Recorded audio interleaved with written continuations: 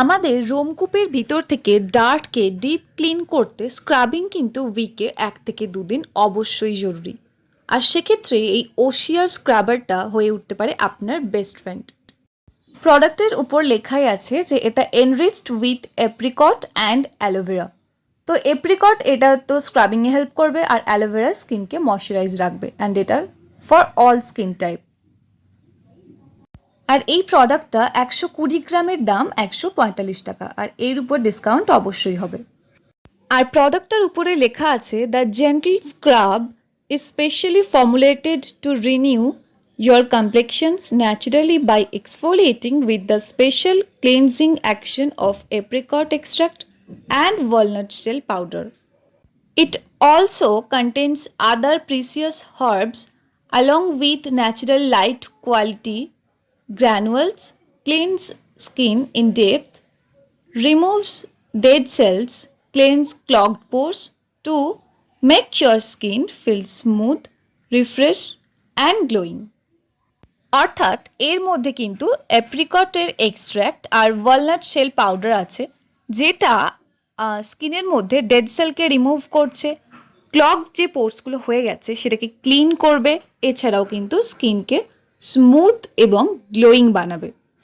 আর সত্যি স্কিনের উপর থেকে যখন দেখবেন স্ক্রাবিংয়ের ফলে ডেড স্কিন সেলগুলো উঠে গেছে, তখন কিন্তু সত্যি একটা স্মুথ লাগে, স্কিনটা খুব ভালো লাগে। তাই স্ক্রাবিং কিন্তু অত্যন্ত জরুরি। আচ্ছা, তো ডাইরেকশন অফ ইউজে বলা আছে apply all over face and neck, gently massage for 2 to 3 minutes more on blackheads. Avoid scrubbing on pimples. Wash thoroughly with fresh water. অর্থাৎ পুরো মুখে এবং চাইলে আপনি এটা কিন্তু ঘাড়েও ইউজ করতে পারেন। 2 থেকে 3 মিনিটের জন্য হালকা হাতে ম্যাসাজ করে জল দিয়ে ধুয়ে ফেলুন। আর অবশ্যই এখানে কিন্তু দেখেছেন বলাই আছে পিম্পল হলে কিন্তু তার উপরে স্ক্রাবিং একদমই করা যায় না, অতএব এটাও করা যাবে না। আর এর মধ্যে কিন্তু এই অ্যাপ্রিকট আর অ্যালোভেরা ছাড়াও অনেক ভালো ভালো হার্বস আছে, যেমন কেওলিন আছে, তারপর গ্লিসারিন আছে, সেসামে অয়েল আছে, অ্যালোভেরা আছে, অ্যালোভেরা তো আগে বলেইছিলাম।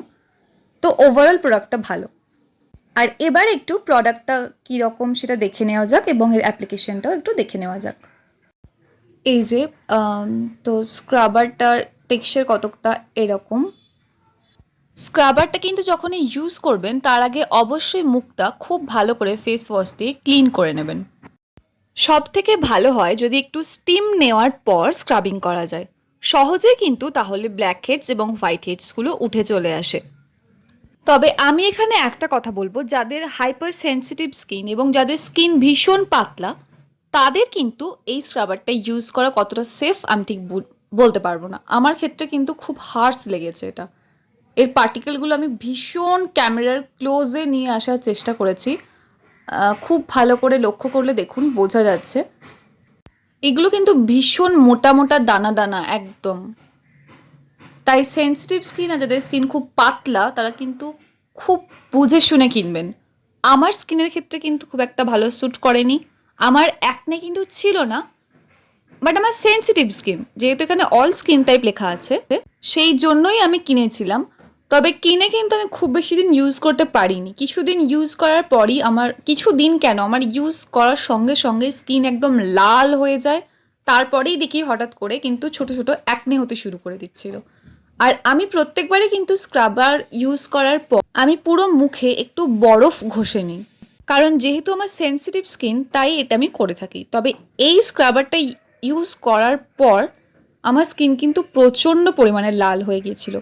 আমার পার্সোনালি খুব একটা ভালো লাগেনি। তবে আপনার যদি নর্মাল টু ড্রাই স্কিন হয় আপনি এটা অনায়াসেই ট্রাই করতে পারেন। ব্ল্যাক হেডস এবং হোয়াইট হেডস কিন্তু খুব ভালোভাবে রিমুভ করে দেয়, বাট সেন্সিটিভ স্কিনের জন্য আমি পার্সোনালি এটা খুব একটা পছন্দ করছি না, যেহেতু আমার স্কিনে এরকম হয়েছে। তাই আমি বলবো সেন্সিটিভ স্কিনের বন্ধুরা একটু এড়িয়ে যাওয়াটাই বেটার হবে, কারণ আমি খুব ভালোভাবেই দেখানোর চেষ্টা করেছি, হয়তো ভালোভাবে আপনারা দেখেছেন যে ওর গ্র্যানুলগুলো কতটা হার্শ এবং কতটা মোটা মোটা। অ্যাজ আ স্ক্রাবার খুব ভালো, তবে সেন্সিটিভ স্কিনের জন্য খুব একটা সেফ না।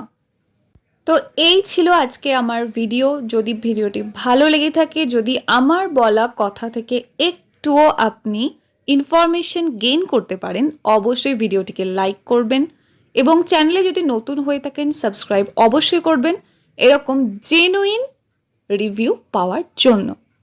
যদি কিছু বলার থাকে অবশ্যই কমেন্ট করে বলবেন। এটা সম্পূর্ণ আমার ব্যক্তিগত মতামত, কারণ আমি এটা নিজের টাকা দিয়ে কিনেছি, কোনো রকম স্পন্সর ভিডিও না। তাই আমার যা কাজ হয়েছে, যেটুকু প্রোডাক্টের সম্পর্কে আমার অভিজ্ঞতা আমি অর্জন করেছি, সেটাই আপনাদের সাথে শেয়ার করেছি। তো আজকে এটুকুই, আবার দেখা হচ্ছে নেক্সট অন্য কোনো ভিডিওয়। Okay, bye and thank you for watching this video.